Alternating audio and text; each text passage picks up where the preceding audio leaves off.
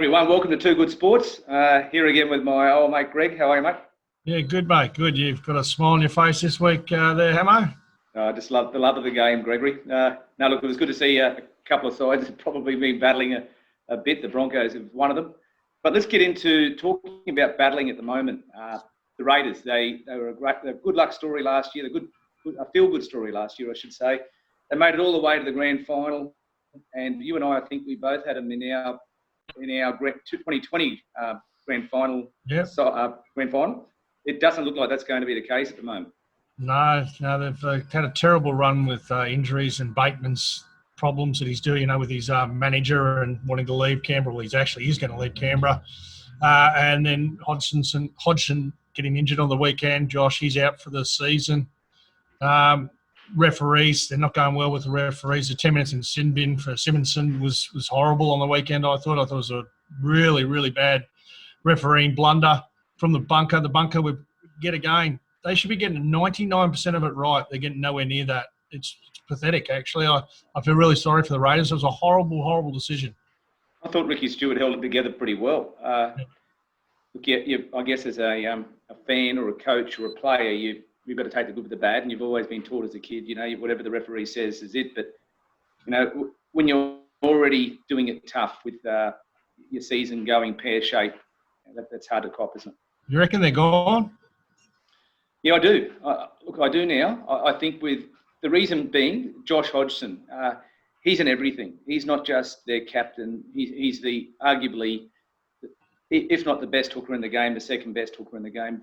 He's the heart and soul of that team. It looks like for the last few years he has been. They've got a handy backup in Havili. Yep. But he's no Hodgson. Did you hear the talk yesterday, Greggy? Mick Ennis has suggested, it's only talk, but Billy Walters, he said he could be he'd be a great loan. He'd be a great acquisition. Yeah. He went to the Tigers with the number 9 shirt, didn't he?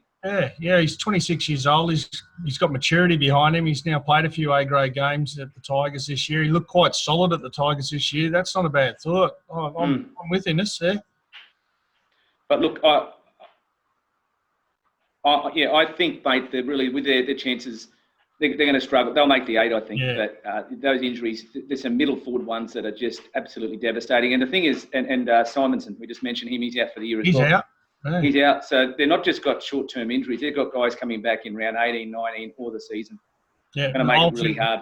Oldfield's not a destructive centre either, out there. And, they'll probably find Curtis Scott back in there. But, I'm with you. They might just scrape into the 8. That's about it for them. Yeah, me too. Okay, speaking of the 8, mate, let's have a quick talk about the top 4. Yeah. Locked and loaded, as you put it. Look, the Roosters, they just, talking about injuries, they're getting hit as badly as anyone with season-ending injuries, long-term injuries. Boyd Corden has had a great season, but he looks like he's about 45 at the moment. He's had that much of a battering. They gave him a rest the other day, but they just played with the Cowboys, didn't they? And they've just got that much depth. Yeah, I agree. Lachlan Lamb, they bring him in. He had a blinder. It's the system, isn't it? It's the old Melbourne system that's now become the Roosters system, where the new player comes in and just fits in. Then they go play another club and they're nowhere near the same when they go play with another club. No, that's right. Well, let's just quickly talk about this. Let's have a look at the ladder at the moment. I think it was Phil Gould the other day came out. He made a pretty good point. He said you could really divide it by 3. You've got your top 6 who are going to be there. You've got your bottom 6 who more than likely won't be. Let's have a look at that top 6, and that is the Eels, the Panthers, Storm, the Roosters, Knights, and Rabbitohs. The bottom 6. The Bulldogs, Titans, Broncos, Warriors, Cowboys, and Dragons. A couple of those sides, the Dragons in particular, have lifted their act of late. And then in the middle, you've got your middle 4, I guess, and that's the Raiders, Tigers, Sharks, and Manly, who are really hit a hump at the moment as well. It's a fair call. Yeah, I agree with him. I think the top 4's done. I think the top 4's done and dusted. Penrith, Parramatta, Roosters, and Storm. I can't see Newcastle breaking into that top 4. Manly won't, South won't, Cronulla won't. I think the top 4's done and dusted. It's a long way out. A lot of things can happen. 11 more rounds to go, but I think it's done and dusted. Yeah, I agree, mate. Yeah. All right. Well, look, anything can happen. We know we're going into week 10, But I haven't seen so much carnage, so many injuries, and like you just mentioned, like certain sides can handle that a bit better than others. How's it looking for you, the comp anyway? Before we go, mate, what's been the big standouts for you? Penrith.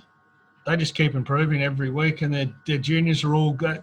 They say, I've heard somebody say it in AFL, but in rugby league it's the same thing. It's that 50 game mark. Once you play that 30 to 50 games, you seem to be able to, you're used to the week in, week out, and I think that's what's happening with Penrith. Those blokes are getting older and stronger. Yep. Yourself? All right, mate. Yeah, absolutely. That'd be mine as well. I didn't have him in my 8, and it's good to be proven wrong too. It's been a really interesting competition. All right, that's us. We're getting the wind up from EP. Greggy, good talking to you, mate. And a little later in the week, we'll come out with our tips. But until next time, buddy, I'll see you soon. See you, mate. Take it easy.